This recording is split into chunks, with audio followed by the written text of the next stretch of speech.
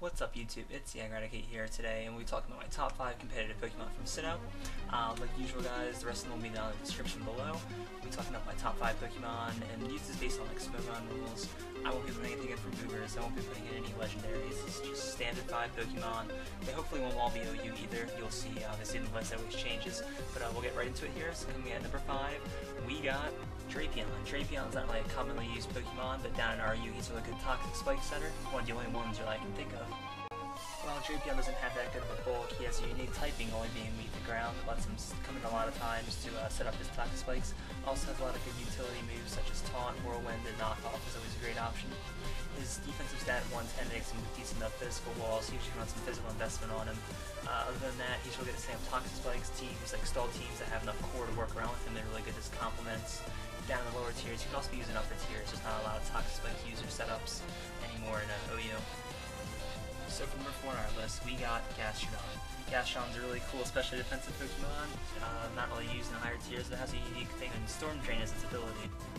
So like I said, Garchomp's kind of a good special defensive Pokemon with base HP of 111, special defense of 82, and overall everything else is kind of mediocre, but it can still have a decent special attack.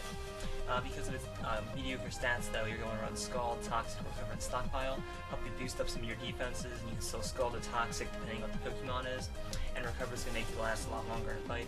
Like I said, Storm Drain kind of gives you unique, not like setup opportunities, but like coverage in your cores, and kind of confuse an opponent, and you don't see Garchomp that often. So for number 3 now, we got one starter Pokemon, Infernape.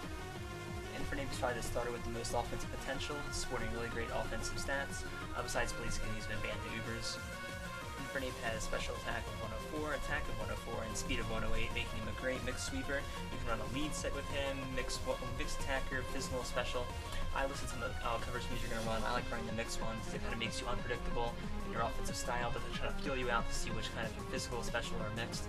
Close combat, overheat, two super huge like attack options, grass, knot, earthquake, and your punch moves are at the rest of your coverage, whatever you want to prefer, any more special attack or physical attack.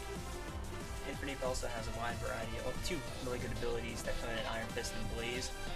With the lead set, when you get down to your Focus Sash, obviously your Blaze is going to activate, and your Overheat goes to monstrous levels, as well as your Flare Blitz if you're in a more physical set, and then you're going to die, so you high 1 on the lead set.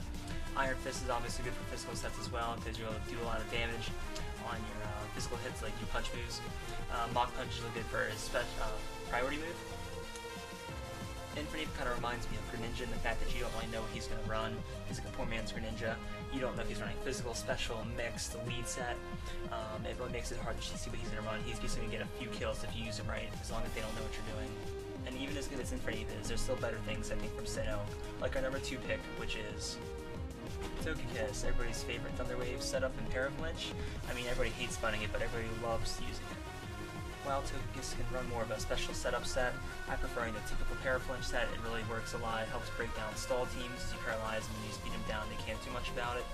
Togekiss has great stats and an HP stat of 85, defense of 95, special attack of 120, special defense of 115, and speed of 80, which is still a decent speed tier. They really made sure his attack wasn't going to get in the way.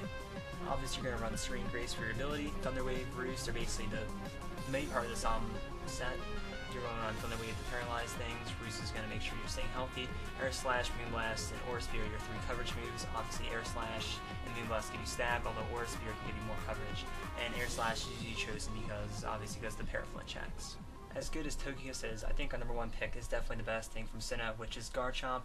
Garchomp has obviously been a fan favorite, been a no-use since it came out. It's probably one of the best Pokemon in the game, in my opinion.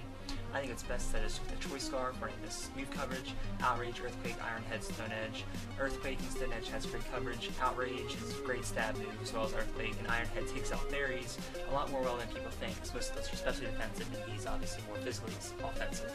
His base stats are 108 HP, 130 attack, 95 defense, 80 special attack, 85 special defense, and 102 speed, which is actually a really nice speed tiering.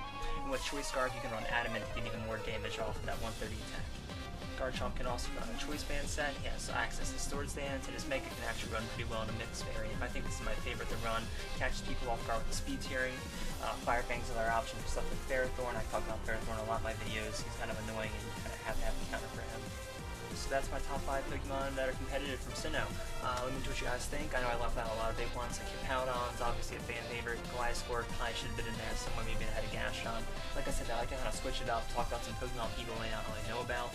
Let me know what your top 5 Pokemon are from Sinnoh that you think are the best in competitive battling. And as always, guys, make sure to check out the channel. And as always, guys, have a great and fantastic day.